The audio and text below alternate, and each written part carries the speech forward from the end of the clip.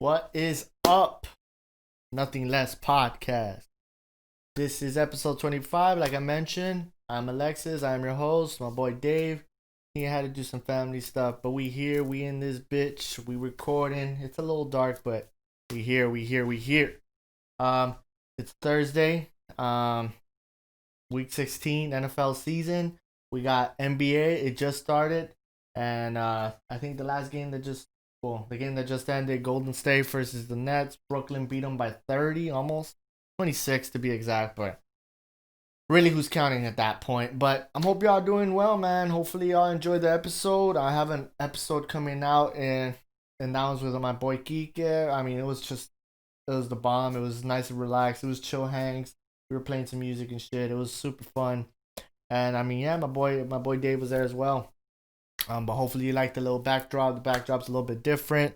Hopefully y'all do appreciate the backdrop. Put a little bit of time. So y'all can see the after hours vinyls and all that. But with that being said, y'all know we made some predictions and we were talking about certain games. We're gonna talk about those. We're gonna talk about just NFL week 16 as well. How it's gonna end up shaking out.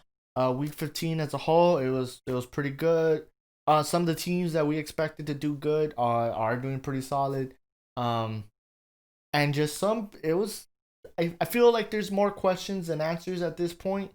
With some of the teams that we'll be talking about, and then there's some teams that have answered the call and are looking pretty good for the playoffs. But with that being said, one of the games we're gonna break down was also the Bills Broncos game. We picked that game because we felt like the Broncos could put in a little bit of work. And for the first half, that's kind of what they gave us. But as the second half started, two straight touchdowns, the game turned into a bloodbath.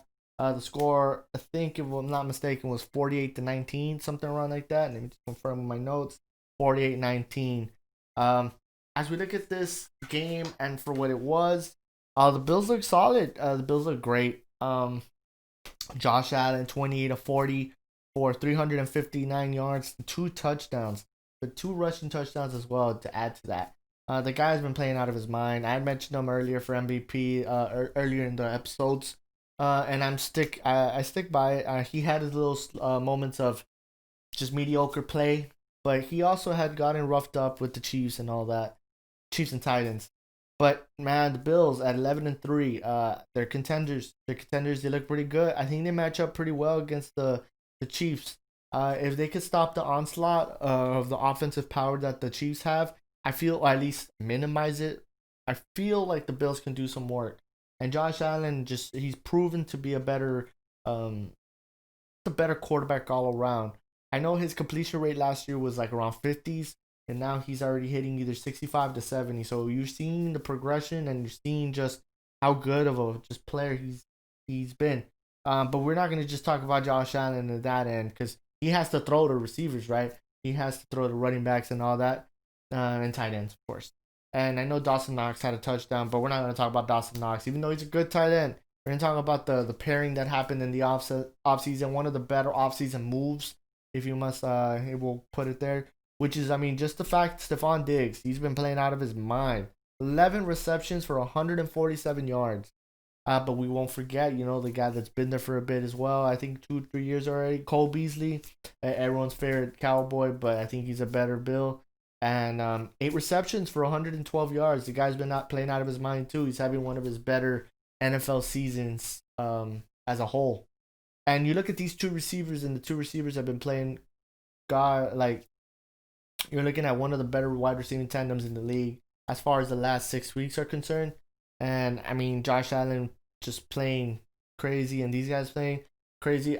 I just don't know where most of these teams could handle that offensive firepower. I didn't mention the running backs, but just to mention the running backs, Zach Moss and Devin Singletary. I mean, 21 attempts amongst both. Zach Moss, 81 yards, and then you have Devin Singletary with 68 yards and a touchdown. So you're getting complimentary football all around. So you look at that, you're putting up pretty much a buck 50 rushing, and then you're just looking at the firepower that they put on the offense. And I mean, let's talk about the defense. The defense at points were looking pretty bad. but 3 sacks they put on, and 250 total yards all game. So I mean that looks like the defense is getting healthier and they're playing a little more consistent. Um, so that's good to know. And you look at the Broncos, and obviously the way we broke down the game was the Broncos should be pretty good defensively. Not, I mean, we didn't think they were gonna win the game, but we thought they would put up a fight, and we also thought that their running game was gonna do some work, which it ended up. I mean, it became something. Like when you look at Melvin Gordon and Philip Lindsay, both of them pretty much in total 120 yards rushing, 2 touchdowns by Melvin Gordon, and you had Drew Lock. I mean, he played a conservative game, but it was one of those games that you just felt like he wasn't gonna be able to win the game for them. 20 of 32, 132 yards passing, a touchdown also over the through the air, and 37 yards rushing. But one of the key thing that the key mistakes he keeps doing is just turnovers, and that's one. He didn't throw a pick, but he lost a fumble, so it wasn't coming from one; it came from the other. But as mentioned, I mean, the running game was okay. I mean, it was good. It wasn't the best, but it was good. But the key thing, as mentioned again, was their defense should lock up in ways. They gave up 534 yards total. That's insane. It just proves to how many weapons the Bills have. So that's something. But a key thing that I looked at was 8.2 they were averaging. The Bills were on offense per play. So they were giving up a lot of yards than Broncos were. I know they have a lot of injuries on defense, and I know the Bills have a lot of weaponry, but I thought at least they were gonna calm it down, tone down the offensive firepower that is the Bills. But I mean, if you're asking me, the Bills look solid on offense. One also key stat that I was looking at was the third down efficiency, and they were almost at 70%, 69 to be exact. So you're seeing them Bills capitalizing on third down as well. Like they're making big plays, and I mean, I think that goes to either the play calling or even just Josh Allen's play. So just however you want to see that. But yeah, I mean, everyone knows by now the Bills they won the AFC East for the first time since 1995. So that's outstanding. Last year they were pretty good, but this year, I mean, there's no doubt in my mind. I think they're just a better team, and just for the fact that it is more or less just Stephon Diggs, just an exciting player, and you're seeing just how much they needed a number one because last year they didn't have that, and Stephon Diggs is just an animal. He can be a diva. Everyone agrees with me on that, but just he is a big time receiver, a big time. He's top five, I think, in a lot of people's wide receivers list. And for the last few weeks, I think you can't deny that. So you look at that, and we had mentioned a couple stats, but one big stat to me that breaks just how consistent these Bills are, and how much of a much needed this Josh Allen player is, this quarterback that he is, and the growth, 300 plus yards every time Josh Allen does that, 7-0. So you see how much they need Josh Allen to just step up like that. But one key thing that they also drafted him was they drafted him for his legs, just the way he runs. I've mentioned it on the pod. They call him the White Michael Vick in some nicknames. But he as just an overall monster is gonna be devastating in the playoffs for any opposing offense. Or I mean, opposing defense. Man, Josh Allen is a problem. MVP candidate. Will he win? I'm not sure. I mean, just look at the college football playoffs. Some of these committees are just, some people think they're crazy. Some people think they're right.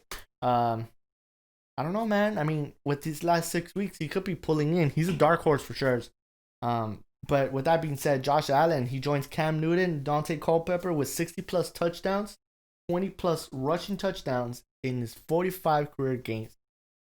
The guy balls, man. The guy balls out of his mind. But when you go for one, you got to give him the other, right? So Drew Lock, he's had one giveaway in 10 straight games. That's the longest in the NFL.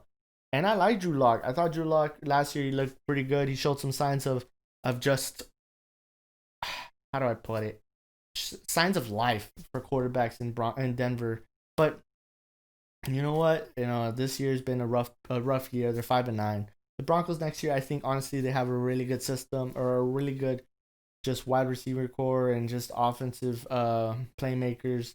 They'll be back, and their defense obviously even for this game they looked pretty. You saw a little bit of just like cornerbacks are there. You got the Justin Simmons is a baller for safety. Their pass rush can be there, but if you add Von Miller back, oof, you'll be there. You'll be there, man. Um, and we talk about that game.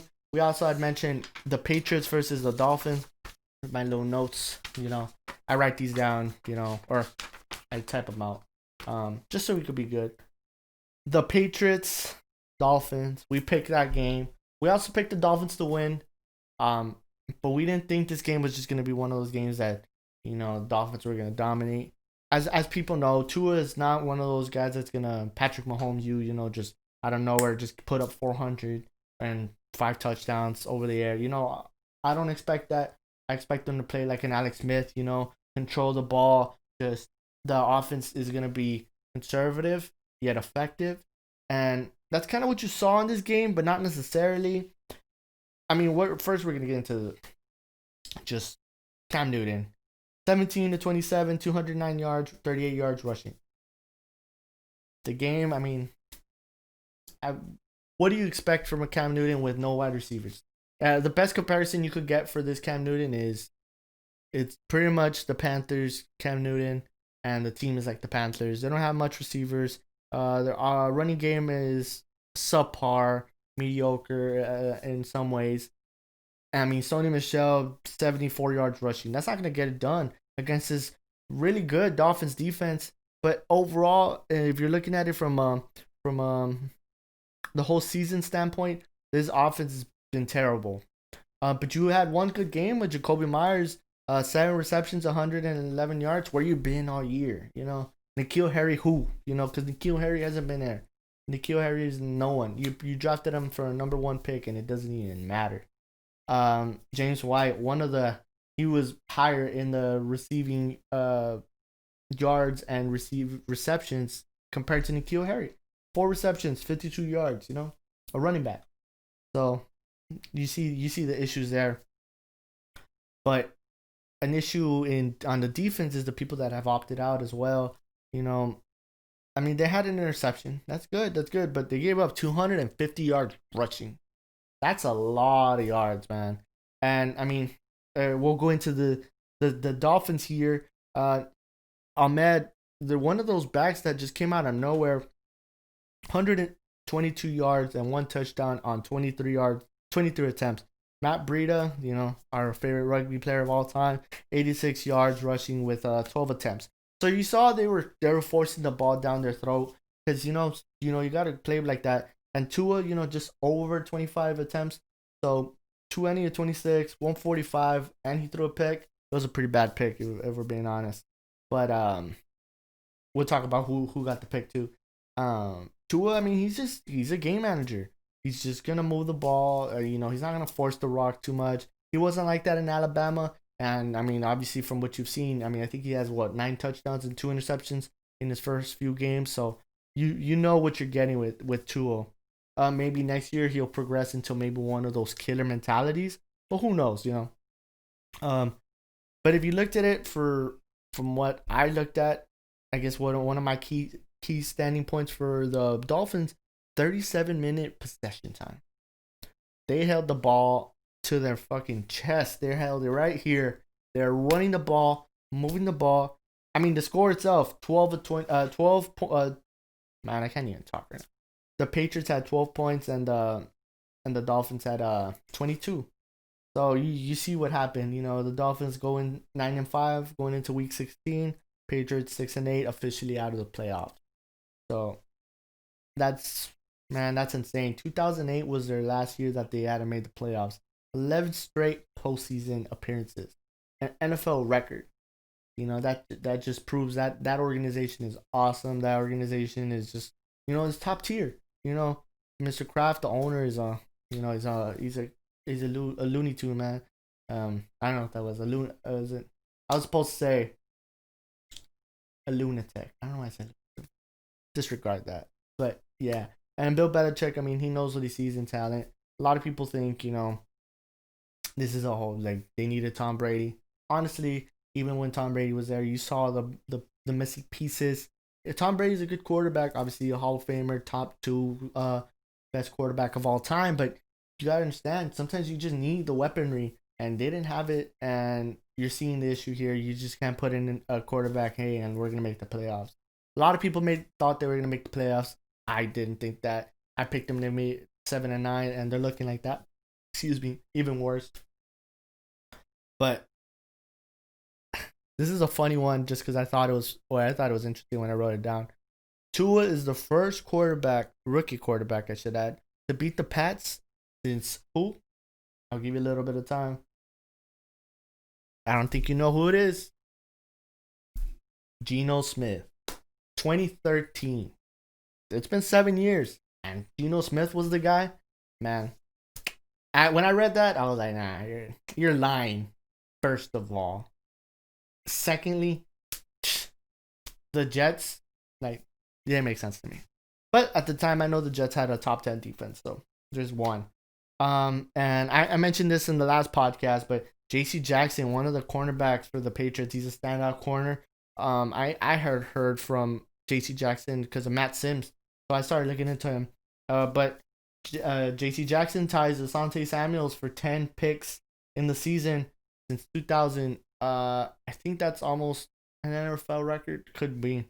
But J.C. Jackson, we mentioned on the last podcast, a lot of people, fans for the Patriots, didn't want him to be voted in the Pro Bowl just so they could keep that man, in the tuck, just so people wouldn't know who that guy is.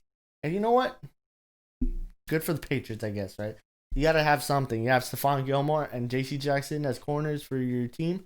I think that's a problem. And, from here, I mean, they could grow. And if they let go of Stephon Gilmore, they still have a shutdown corner in J.C. Jackson. But talking about taking away, Dolphins, they have one takeaway in 20 straight games. Longest in the NFL. And they're the only team to do that in this they've had a takeaway in every game this season and a couple games last season. But they're the only team in the NFL to even do that type of thing this year. So kudos to the Dolphins defense. Kudos to Brian Flores being a crazy coach. Guy's out of his mind. He didn't let them tank last year. He forced them to play real football. And you're seeing this Dolphins team. They're tough. They're one of my dark horse teams going into the playoffs. The Bills being, one of my favorites for the AFC. Other than obviously we're talking Kansas City is just an animal powerhouse offense. Defense is stepping up. But the Dolphins, what they're doing is, if you looked at the Kansas City game, like how I broke it down last podcast, that defense has everything to stop that Kansas City offense. If one thing shown against the Saints, the Kansas City, if you have good enough corners, just good enough, because I know Tyra Kill is still gonna blow you across pause. But look, Byron Jones, Xavier Howard, that's all you need. If that pass rush needs to get there, obviously that's better easy than than anything. But I think the Emmanuel Ogbah can do it. I just think their pass rush could do the job, man. I know their defensive tackle, on top of the head, I can't think of, but I know their defensive tackle was having a great year. And I think if the Dolphins win I think the Dolphins can win 2 games, and I think they might make the AFC Championship. That's how good this team, I think, is. So hold that against me. Put that on the page if you need to. I will stand by it. I'll stand 10 toes down talking about that, because I think this Dolphins team is very talented on the defensive side. The key thing, I picked them as a dark horse because I really think that the defense is the bomb.com, but that offense, Devontae Parker is where. You give that guy a contract extension, and where is he? He's kind of like my AFC issue with wide receivers, like Amari Cooper is for the NFC. Amari Cooper is the same way. He goes missing like 80% of the season. You'll have 2 or 3 good blow up games, 150 yards receiving, and stuff like that, 3 touchdowns. But when they really need them, where are you gonna be? That's my question. So yeah, just Dolphins, dark horse. They looked pretty solid in this game. They proved they could control the ball and all that. Patriots look sluggish. Um, it's a next year process and anything. The draft's gonna hold it down for them. The next game, um, Seattle, Washington football team. We also picked this game because, I mean, as of right now, Washington is a 4 seed. Seattle, if I'm not mistaken, is a third. So you got to understand these games are previews to, I guess, playoff caliber teams facing off against each other. And we picked it because Washington, top 5 defense. Without Alex Smith, the quarterback situation in Washington is pretty bad, to be honest. Dwayne Haskins hasn't been there. He's not going to be there, And then obviously he got in trouble for being at a strip club with no mask. Why are you there? You just lost. Maybe he was like Lou Williams from the Clippers. Maybe he just wanted to get some food. Who knows? But damn, like, how do you even do that? After playing like that, like, he didn't play bad. And we'll talk about it, but he didn't play bad. But he 2 picks. But what's concerning if we're Seattle is the offense, man. The offense was what? It wasn't productive. I'll tell you that. Russell Wilson, 18-27, 121 yards, a touchdown, and a pick. DK Metcalf, 5 receptions, 43 yards. Tyler Lockett, 4 receptions, 34 yards. You see what I'm saying? They're singular in receptions. Maybe they couldn't get open. And none of them reached the 50 yards in receiving. Where was Russell? 121 yards just passing. This game was very it was sluggish, man, if I'm being honest. But it's showing that's one thing, that the receiving, or at least a lot of analysts are gonna tell you, hey, they want it down the running game. And you know what? You need to win games like that. Sometimes you're not gonna put up 100 yards receiving, but these receivers are considered to be in the top 15, the top 20 range. So why aren't they getting open? Why aren't they getting receptions? Russell Wilson, where is the production? It's simple in ways, but complicated in others. Russell Wilson, I mean, yes, he could do everything. He was a former baseball player. He could move left, right. He could do all that. Throw on the run. He could throw a perfect deep ball. But one thing is, he can't really be doing all that when that O-line is giving up a lot of pressure. And obviously, their O-line's always been an issue ever since maybe Legion of Boom days, and they just haven't fixed it. But I mean, Chris Carson and Carlos Hyde, they produced 118 yards rushing, which is, again, it's okay. It's okay.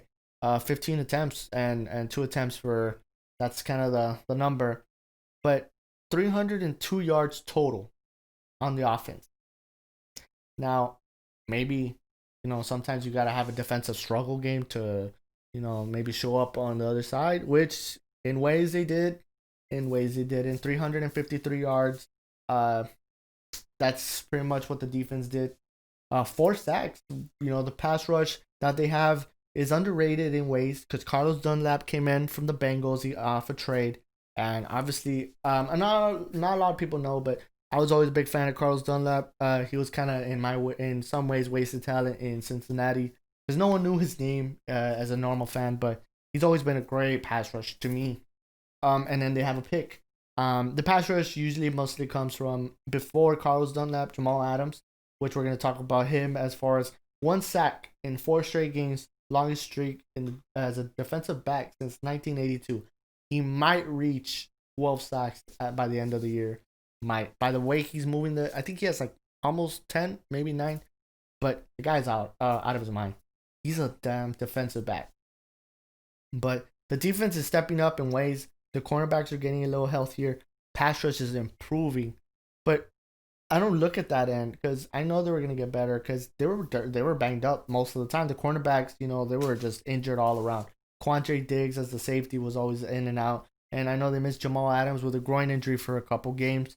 But their offense is what's keeps me wondering, how they're gonna play. The offensive line is an issue. It's the same as the Bucks. The same. Tom Brady, even though he's stationary compared to Russell, it doesn't matter. The you might not be able to move the ball with the run, and you might not have your quarterback be able to move anywhere because those outside ends are coming in fast. You have a blitzing linebacker down the middle or something. How are you gonna stop it? So that's my question. If y'all wanna answer that for me, please put it down in the comments down below. Talk to me on the page. Whatever you want to do, we'll talk about it there. As far as the Washington football team, a lot of people thought, with Dwayne Haskins at quarterback, it was going to drop down because one thing is for sure, the guy is a turnover freak. And also, they thought this was his last tryout to be a starter as a Washington football team member. 38, 55 attempts, 38 were completed, 295 yards passing, 1 touchdown, 2 picks. Like I said, I mean, what do you expect? It's Dwayne Haskins. And obviously, you expect a lot from the wide receiver, Scary Terry, 77 yards receiving with 7 receptions. A key standout was Logan Thomas, 101 yards reception, receiving, 13 yards, 13 catches. Yeah, 13 catches. The guy's been playing pretty good. I need to slow down, man. I like talking fast, but I get my words all mumbled up. Sorry, I'm human. I'm still practicing the podcast and talking live. But yeah, man, they played good. And J.D. McKissick, 51 yards rushing, 56 yards receiving, and a touchdown receiving.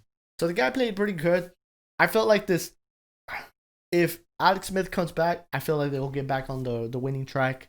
But if he misses another game, which hopefully he doesn't for Washington, I mean, you have New York in the back where the Giants are, and if the Giants could pull in a couple wins, who knows? But I think Washington is gonna make the playoffs. I think Washington's they're gonna be the winners of the NFC East, which is very bad, But who knows? I don't know if I mentioned the score. The Seahawks won 20-15. The football team is all 6-8, and Seattle's 10-4. As far as I know, I don't think Seattle could make the number 1 spot, so I think they're gonna stay at 3, or they'll maybe move up with New Orleans, because I know they're tied 10-4, and I think New Orleans has like a points breaker for that, so that's gonna be an interesting matchup. But man, that NFC, we're gonna talk about it too. The NFC playoff picture is looking pretty tough. I think that one's up in the air compared to the AFC, but yeah, man. Key things about this game, for pass rush, Montez Sweat, Chase Young, and I forget his name, the defensive tackle for Washington. They've been playing pretty good, but no sacks this year. In this game, they had an interception, but no sacks. So that's concerning in ways.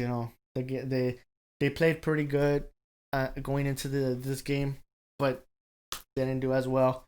Like I mentioned, the Jamal Adams with 4 straight games with a sack. That's good, man. But what a key thing is the Seattle team, since Pete Carroll's been there, 64-2 when leading by 4 points or more at halftime, including the playoffs. Now, I put that down because that is a crazy stat. Knowing that you hardly lose with with plus 4 points up going into half, it's pretty confident in Pete Carroll. I guess that shows how good of a coach that guy is.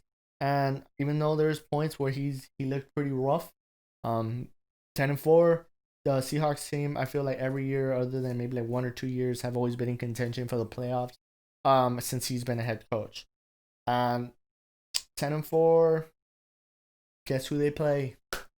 The Tampa Bay Bucks as of now, and that will be a barn burner. If that happens,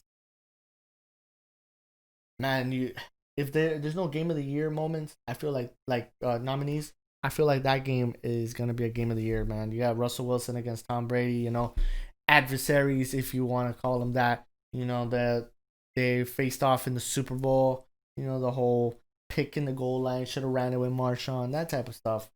So that can happen. And Washington would play the Rams, which we got to talk about as well.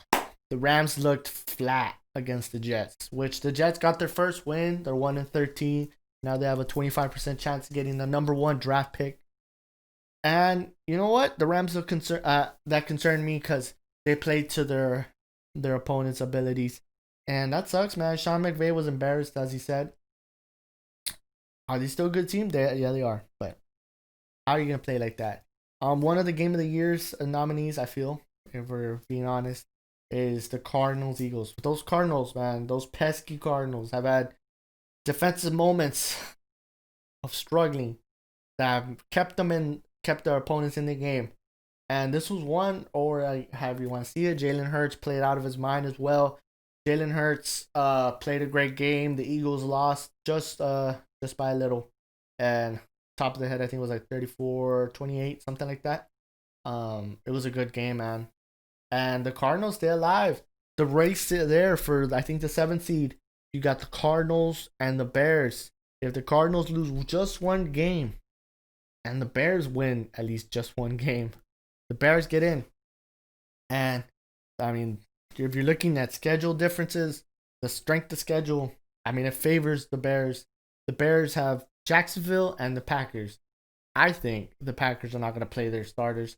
But my friend Kika, as a diehard Bears fan, he thinks that they are, because the Bears like to get well, not the Bears. The Packers like to get like to give them the work. As he reminded me, Matt Flynn in one of the last games of the season a couple years back put up 6 touchdowns against those Bears. So who knows? And the Cardinals have the Niners and the Rams to end the season. But if the Cardinals get in, they play the number 2 Saints. So, man, the NFC is going to give you matchups galore, I feel. But let me know. I mean, y'all think the Bears are going to make it happen? The Cardinals are going to make it happen? I could put up a little poll on the page. We could do all that. And I could put it on YouTube. Don't worry about it. To end the whole breakdowns that we had done last week. Chiefs, Saints.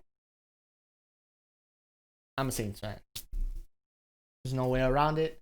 I got a whole wall just of Saints. Saints memorabilia, I guess. 32-29 was the final. Chiefs are 13-1. The Saints are 10-4. They've dropped 2 in a row.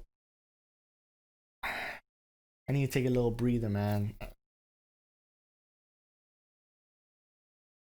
Took a swig of water just to give y'all my analysis of this game. My friend, or co-host Dave, thought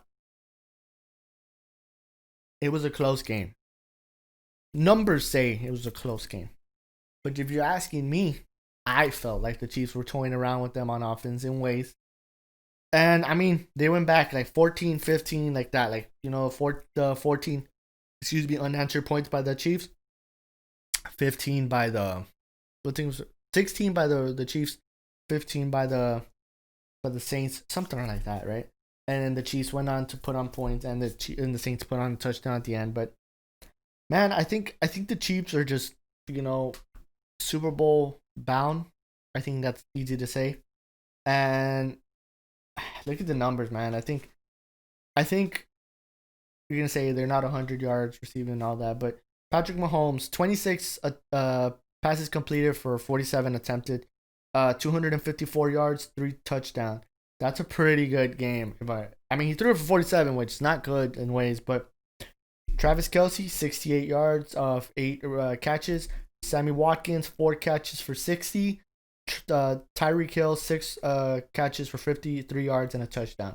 Now, like I said, they're not going to just poof in your face, but understand that you have 3 receivers that are getting the ball, and those 3 receivers were putting up productive yards and productive plays throughout the whole game.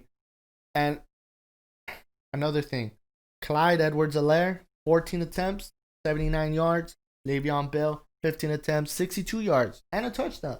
So you're getting productive in the run game, and you're getting a lot of production in the receiving game. You see where that all balances out? That Chiefs offense is crazy. And one thing is Clyde, I heard he's going to be out till maybe the playoffs, so that's roughly like 4 weeks since they're going to have to bye, chances are. But they looked awesome, man. 232 yard passing, 179 yards rushing, and another key stat, 41 minutes possession time. Now, 41 minutes. Add it up. That's a lot of time. And where you think where I mentioned that the Chiefs were toying with them, I feel like just Patrick Mahomes. Well, I don't feel. Everyone could agree. Patrick Mahomes could put the ball in any part of the body, any part in the field, anyway, because that guy has arm talent, and you saw just what he can do. And I'm not saying that the Saints defense isn't good. I just think the offense of the Chiefs is just that much better than anyone. So they're Super Bowl bound, in my opinion. But a lot of people wanted to question their defense. And you know what? The rankings and all that, that's a bunch of shit. I'm going to tell you that. Because I think this defense is good. It's just their offense scores too fast and scores at a higher rate than their defense, I guess, can hold off. Because, man, I mean, you're playing against teams that, are getting blown out by 21. So their defense is out on the field and they're getting more yards and getting more touchdowns and getting more receptions. So you're giving up a little bit more. But because that Chiefs offense is just putting in work. So one pick and a sack, that's what the defense did. But they held, Drew Brees, most accurate quarterback in NFL history. 9% third down efficiency. 9. That's nuts. We're going to talk about the Saints, right? Drew Brees, 15 of 34, 234 yards, 3 touchdowns, 1 pick. The numbers don't say it's too bad, but honestly, when you're looking at that game and with the way he's looked just throughout this whole season, inaccurate, immobile, and the arm looks, meh. I keep saying meh because I don't want to just, put the man. That's my favorite quarterback of all time. Second favorite. Peyton is my number one, but he's my second favorite quarterback, and he's my Saints quarterback. So I'm not gonna put too much fire in there, but he played terrible. If you're asking me, receiving, no Michael Thomas usually means no help on the receiving side.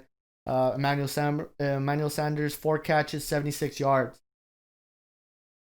Where's Traquan Smith? Where's Jared Cook? Jared Cook had two catches for 29. Obviously, if you understood what I was saying last time, the guy, Drew Brees, just only throws to Kamara. I don't know why.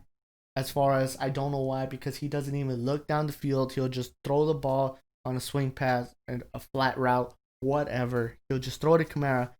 And Kamara, he didn't have a good game either, if you're asking me. Almost 100 yards in scrimmage, but 54 yards rushing, 40 yards catching. 1 touchdown by him, but, man, it's a lot of inactivity around that whole offense, and you're seeing it. And, I think they were ranked 15 overall offense. I don't believe it. I think they're a little lower, if you're asking me. At least that's how they play. And, 18 minutes possession. They didn't do much. And their defense did okay. Compared, and that's where I think the Bills could do it, or the Dolphins, where the Chiefs are. 4 sacks by the Saints. So they held the Chiefs in check in ways. 411 yards in total. 50% on the third down, which is, it's okay. And I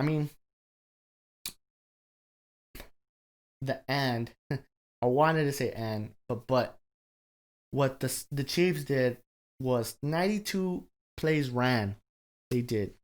So that Saints team that defense was getting gashed in ways. But 400 yards, could have been worse, if you're asking me, with a 92 plays. But let's get into these insides, man. The Chiefs, I mentioned last week, they haven't lost a game on the road this season, and they still haven't. They've won all their road games, which is 11 in a row in the past 2 seasons. That's the most for a team that has won the Super Bowl the season before. The last team to do that was the 49ers in the 1989 and the 1990 season.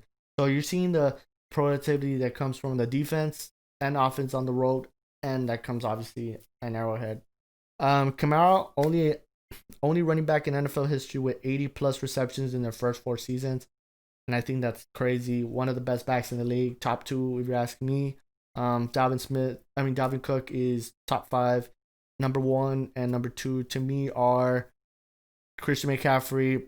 He's had a bad year because he's been injured, but Alvin Kamara. The guys are just versatile and they can do everything. Tyra Kill has 58 touchdowns since 2016. That's the year he got drafted. Most of any wide receiver since. So you're seeing the productivity of that man. And the guy is, I don't know where you put him in the wide receiver category. I mean, he to me is maybe, he does it all. So I guess he's number 1. I know there's a little more talented wide receivers, I guess. But the guy could run the route. The guy could outrun anyone. The guy can do it all. He doesn't drop much. And that's what causes the Chiefs to be an issue, man. Like I mentioned before, the Chiefs are the number 1 seed. The Chiefs are Super Bowl bound, in my opinion. The Chiefs are this, and the rest is like that. Where the Bills could be right here.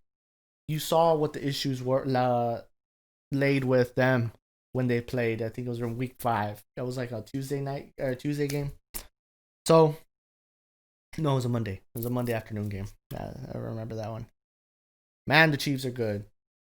And where do I stand with the Saints? The Saints are in disarray, I think. You need to start Taysom Hill, or you need to start Jameis Winston. As far as Drew Brees, you need to bench him to get him a little more healthier.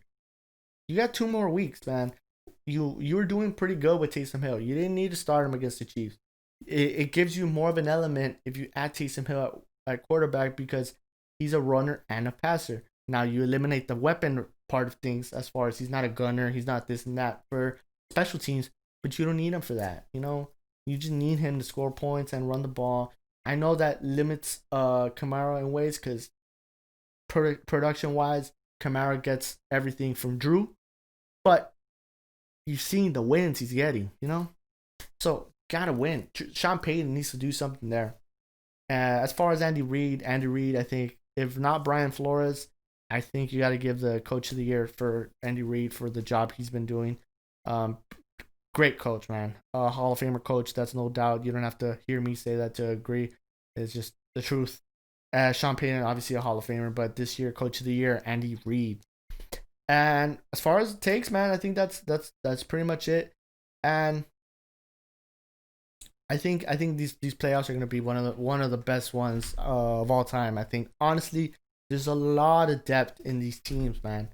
And the race, you got Arizona, Chicago, but then you got Green Bay, and I'm talking to top teams. You got Green Bay, New Orleans, and Seattle. Those teams are very, very good. But look at the latter half of that. You got Arizona, which could switch to Chicago. You got Tampa and Los Angeles. Those teams are all good teams, man. I mean, all of them have weaknesses, and they're going to be exposed in the playoffs. But the fact that we have all of them and that extra team, which was Arizona, man, the playoffs are going to be awesome. And we'll talk about the AFC. Like, you have Kansas City, you got the Buffalo Bills, you got the Dolphins, the Titans. Who am I missing? Let me pull up them damn playoff machine.